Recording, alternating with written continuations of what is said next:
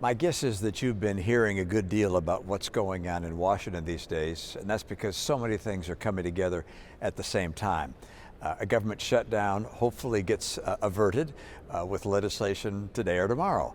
And yet another big challenge is coming up, which is our Democrat friends have a so-called $3.5 trillion reconciliation bill. It's nothing but bad news, in my opinion, for our country, and not a single Republican in the House or the Senate is going to vote for it. Let me tell you why. First of all, it spends an awful lot of money that we really don't have, and it's going to result in higher taxes as well as additional debt. Higher taxes on higher income people. Some people don't mind that, but it means less investment in our country. Higher taxes on corporations, particularly corporations that sell goods outside our country. And unfortunately, if you want to have more economic vitality and growth here, you want to make sure that we can sell things around the world. If our taxes are higher than other people's that are selling things around the world, it makes it less likely we'll have those jobs.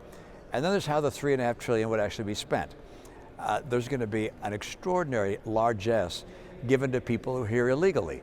Families, kids, individuals are able to get government payments whether or not they're legal. That's a problem. Education.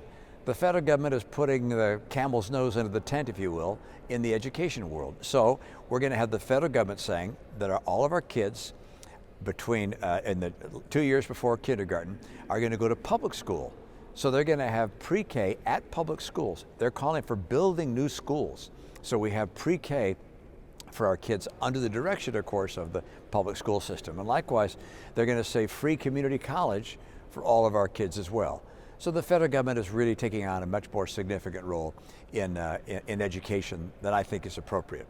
They're expanding Medicare. Look, I love Medicare, but we have a Medicare program right now which is not able to meet all of its obligations. The trust fund in Medicare runs out in just a few years.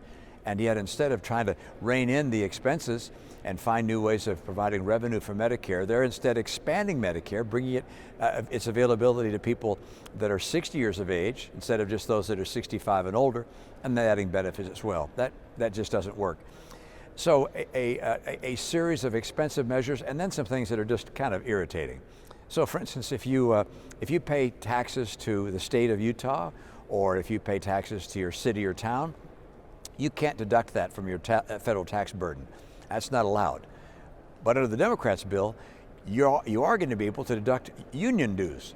So if you pay dues to the AFL-CIO, that's going to be deductible from your tax bill. I mean, these kinds of things just don't make any sense at all. So I, along with every other Republican, is going to oppose this so-called reconciliation $3.5 trillion bill. Hope you get a perspective on why that is.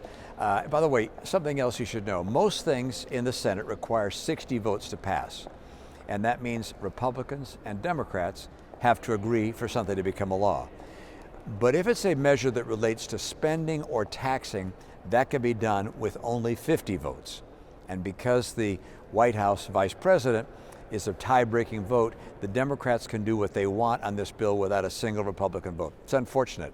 So that's where we are, and hopefully we'll get some progress and maybe slim down the size of this extraordinarily expensive and high tax, high spend situation. Thanks.